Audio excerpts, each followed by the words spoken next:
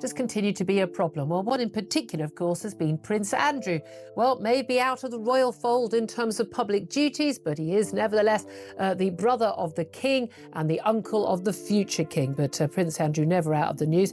And neither often is his ex-wife, the Duchess of York, who's still... You won't believe what Fergie just did. Sarah Ferguson has sold her $42 million mansion in a desperate bid to save Prince Andrew from being kicked out by King Charles himself. While the royal lodge crumbles and Andrew faces eviction, his ex-wife makes an insane sacrifice that's left the palace reeling. Why would she throw away millions for a disgraced prince? The answer will absolutely shock you, and it reveals a royal secret they've been hiding from us all along. It has been what I would describe as a constant sore in the family. We all knew him. And I think that if we have a conversation about it, we're all left with the same thing of what on earth happened? Well, how did he get to where he was? What did he do? How did he do it? Behind the elegant gates of Royal Lodge in Windsor Great Park stands a mansion that tells two very different stories. From the outside, this imposing residence with its distinctive turrets and immaculately maintained rose gardens looks every bit the royal palace. The long driveway that winds through the ancient parkland gives visitors plenty of time to admire what appears to be a perfectly preserved piece of British heritage. But step through those heavy wooden doors, and the reality becomes considerably less impressive.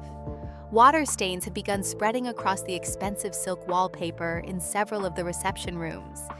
In the long gallery, strategically placed buckets catch drips from the ceiling whenever it rains. Perhaps most concerning of all, sections of the external stonework have started breaking away from the building's facade, a clear sign that serious structural problems are developing. This is not simply a matter of a property needing a bit of attention. Royal Lodge, a Grade 2 listed building with roots stretching back to the 17th century, is falling apart. The person now trying to fund emergency repairs to keep the building standing is not who most people would expect. It is Sarah Ferguson, the Duchess of York, better known to the public as Fergie. Despite her own well-documented financial difficulties over the years, she has recently sold her last major asset, a townhouse in one of London's most exclusive neighborhoods, for approximately £4.2 million. Much of that money is now being directed toward keeping Royal Lodge habitable. This raises an obvious question. How did a property that once served as the cherished home of the Queen Mother for half a century end up in such a desperate state? And why is it Fergie, rather than the royal family itself, who is now shouldering the financial burden of maintaining a residence where her former husband, Prince Andrew, continues to live? The numbers involved in maintaining Royal Lodge are genuinely staggering. Property experts who have assessed the building estimate that it requires between £4 and £5 million every single year just to keep it in livable condition. That figure covers routine maintenance, ongoing repairs, and the basic costs of running such a large estate. It does not include any major renovation projects, such as replacing the aging roof or completely overhauling the plumbing system, much of which dates back to the 1950s and is long past its useful life.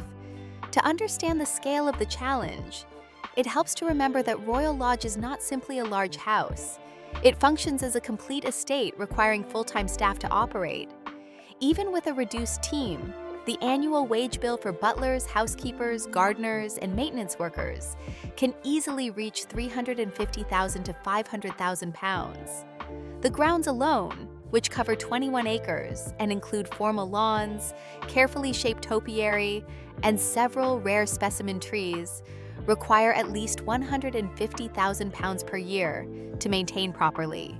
Without constant professional care, the gardens would quickly become overgrown and unmanageable, ultimately requiring even more expensive intervention to restore.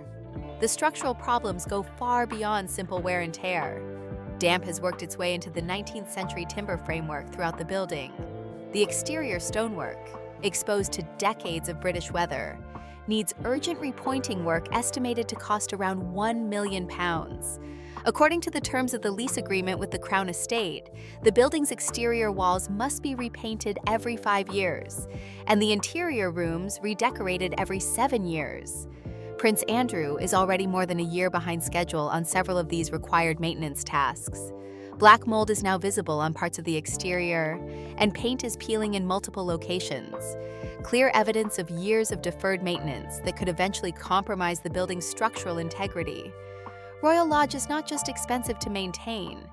It has become what some property specialists describe as a financial black hole, consuming resources at a rate that few private individuals could possibly sustain over the long term. This naturally leads to another question. Where is the money supposed to come from? Prince Andrew's personal finances are, by most credible accounts, in serious difficulty. His naval pension provides some income, but the substantial annual allowance he once received as a working member of the royal family ended when he stepped back from public duties following his widely criticized television interview in 2019. That interview, in which he attempted to address his association with convicted sex offender Jeffrey Epstein, was regarded by many observers as a public relations disaster that effectively ended his role as a working royal. King Charles, who has made clear his intention to streamline the monarchy and reduce its operating costs, withdrew the annual security provision of approximately £3 million that had previously been allocated to his younger brother. This means Prince Andrew must now arrange and pay for his own security, an extraordinary financial burden for someone in his position. The relationship between the two brothers is reported to be increasingly strained, with the king encouraging Andrew to consider moving to a smaller, more affordable property. Frogmore Cottage, which currently sits empty following Prince Harry and Meghan Markle's departure, has been suggested as a more practical alternative that would cost far less to maintain. But Prince Andrew has consistently refused to consider moving. He holds a 75-year lease on Royal Lodge that he negotiated with the late Queen Elizabeth II back in 2003.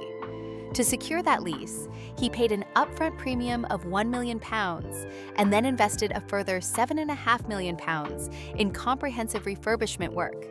The lease comes with specific obligations, including the requirement to keep the property in good condition, a responsibility that has become increasingly difficult to meet without the income from royal engagements that he previously enjoyed.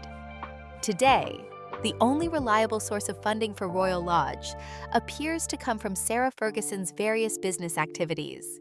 Over the years, she has written multiple children's books, launched podcast series, promoted wellness products, and pursued various other commercial ventures. However, her financial track record has been inconsistent at best. During the 1990s, she accumulated debts totaling several million pounds and came close to bankruptcy. More recently, some organizations have distanced themselves from her following various controversies. Her decision to sell the Belgravia townhouse, which she had purchased as a long-term investment intended to benefit her daughters, Princess Beatrice and Princess Eugenie, has therefore prompted considerable speculation about her motivations and financial priorities. The Belgravia property represented far more than just an investment opportunity. For Sarah Ferguson, it served as a crucial safety net during uncertain times. She purchased the townhouse in 2022 for £4.25 million, seeing it as a way to establish financial security.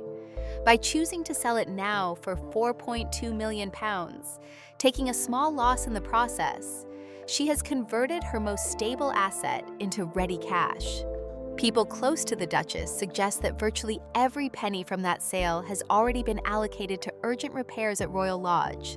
The most immediate priority is addressing problems with the roof and the gables, repairs that property specialists estimate will cost approximately £2 million. That single project would consume roughly half of the money Sarah Ferguson received from selling her Belgravia home. And this is merely to prevent rain from causing additional damage to a property that she does not actually own. Once the roof work is complete, there remains the urgent matter of rewiring the West Wing, where persistent electrical faults have raised genuine safety concerns.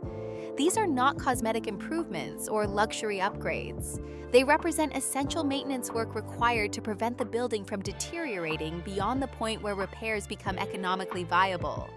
Multiple reports from people familiar with the situation describe Royal Lodge as being in a genuinely shocking state of disrepair. Whatever money remains after completing these critical repairs might be sufficient to cover basic running costs for perhaps a year or two at most. There have even been jokes circulating in royal circles suggesting that Prince Andrew might eventually need to maintain the lawns himself, though people who know him well dismiss this notion as completely unrealistic.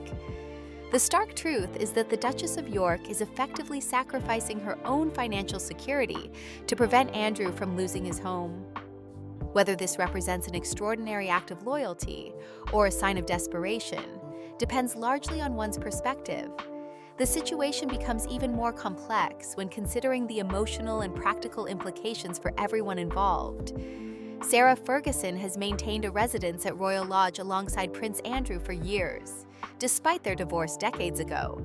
Their unconventional living arrangement has long been a source of fascination for royal watchers, representing a relationship that defied traditional expectations. For Sarah, the house represents stability in a life that has often been marked by financial instability and public criticism. Losing Royal Lodge would mean more than just finding somewhere else to live. It would represent the final unraveling of the life she has worked so hard to maintain. Behind the scenes at Buckingham Palace, King Charles is reportedly running out of patience with the entire situation. Sources close to the royal household suggest that he would prefer to see Andrew relocated from Royal Lodge before the next anniversary of his coronation. The symbolism would be powerful and clear. A smaller residence would generate fewer headlines and create fewer distractions from the king's broader agenda of modernizing the monarchy and making it more cost-effective. Prince Andrew, however, maintains that his lease agreement is legally watertight and that any attempt to force him out would require court action. A public legal battle between the king and his brother over a royal residence is precisely the kind of spectacle that the family would desperately want to avoid. The tension between the brothers reflects a broader struggle within the royal family about how to handle members who have stepped back from official duties but still expect certain privileges. King Charles has been clear about his vision for a streamlined monarchy, one that focuses resources on working royals who actively represent the institution. Prince Andrew, despite no longer performing official engagements, continues to occupy one of the most prestigious properties in the royal portfolio. From the king's perspective, this represents an inefficient use of valuable resources that could be better allocated elsewhere or simply returned to the crown estate for more productive purposes. Some members of the extended royal family are said to believe that Andrew is being treated too harshly, given his years of service to the country before his retirement from public life. Others feel that King Charles is entirely justified in his approach, and that preferential treatment for Andrew would send the wrong message at a time when the monarchy is trying to demonstrate fiscal responsibility and relevance to modern Britain.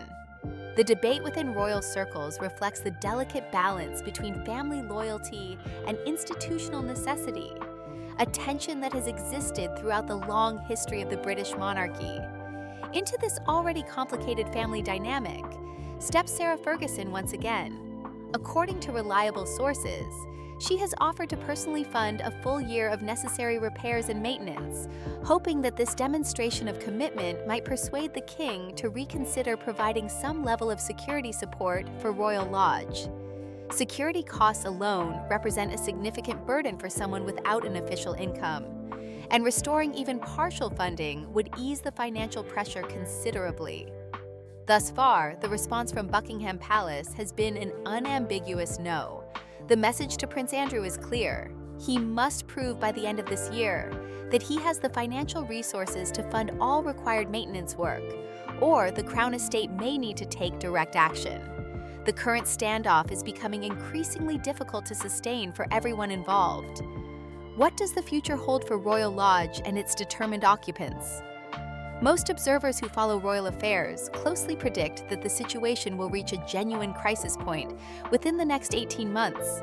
Either the roof will fail catastrophically, forcing Andrew and Sarah to vacate the property temporarily or permanently, or the Duchess will need to generate substantial new income through book deals, television appearances, or other commercial opportunities. Given her mixed financial reputation and past controversies, such opportunities are far from guaranteed. The usual avenues for generating significant income may not be readily available to her, particularly if potential partners worry about reputational risks associated with her connection to Prince Andrew. The publishing industry, which once embraced Sarah Ferguson as an author of children's books, has become more cautious in recent years. While she maintains some loyal readers, securing advances large enough to fund Royal Lodge's ongoing expenses would require extraordinarily successful projects.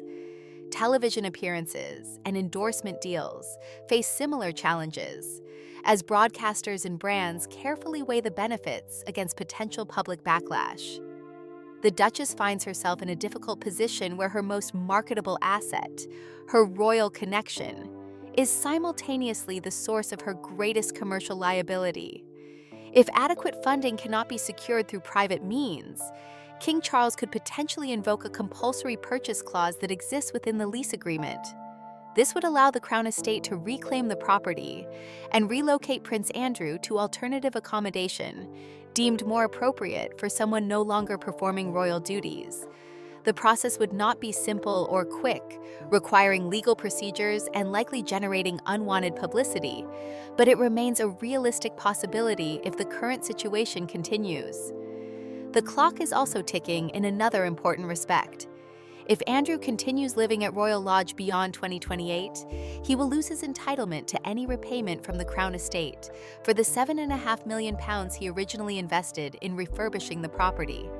That money, already spent years ago, represents a substantial sum that he cannot afford to simply write off.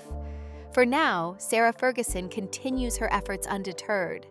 She has publicly described Royal Lodge as the last home that her daughters truly remember from their childhoods, a place filled with family memories and personal significance. For the Duchess, this is not merely about preserving a building. It represents family continuity and a connection to a period when life seemed more stable and secure. Princess Beatrice and Princess Eugenie both spent formative years at Royal Lodge, and the house contains countless memories of family celebrations, quiet evenings, and the ordinary moments that make up a childhood. She has made clear, both through her actions and her public statements, that she will not surrender Royal Lodge without exhausting every possible option. The deteriorating condition of Royal Lodge, with its peeling paint, water-damaged ceilings, and crumbling stonework, represents something more significant than a simple maintenance problem. It symbolizes the end of an era, when royal palaces could be maintained without public scrutiny, their enormous running costs absorbed without question or accountability. In the modern age, privilege must be balanced against responsibility and transparency. The public expects the royal family to demonstrate the same financial prudence that ordinary citizens must practice in their daily lives. The days when vast estates could be maintained simply because they had always been maintained are drawing to a close. At Royal Lodge, we see a duchess liquidating her personal assets to fund repairs on a property she does not own. We see a prince who refuses to accept the changed reality of his circumstances, clinging to a grand residence that he can no longer afford to maintain properly. And we see a king waiting for financial and practical realities to force a resolution that he cannot impose through family authority alone. The house will continue its slow decline. The bills will continue to arrive and increase. This once magnificent royal residence may yet become a cautionary tale about the gap between aspiration and financial reality. The next chapter in the story of Royal Lodge will not be written through royal proclamations or family negotiations. It will be determined by accountants reviewing balance sheets, contractors submitting repair estimates, and the simple mathematics of income versus expenditure.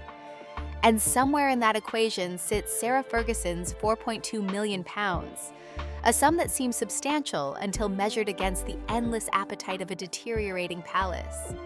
The fairy tale exterior of Royal Lodge, with its picturesque turrets and manicured gardens, conceals a narrative about money, family loyalty, and the changing nature of royal privilege in the 21st century. Whether this story ends with dignified compromise or public confrontation remains to be seen, but one thing is certain: the mansion's beautiful facade can no longer hide the uncomfortable truths that lie within.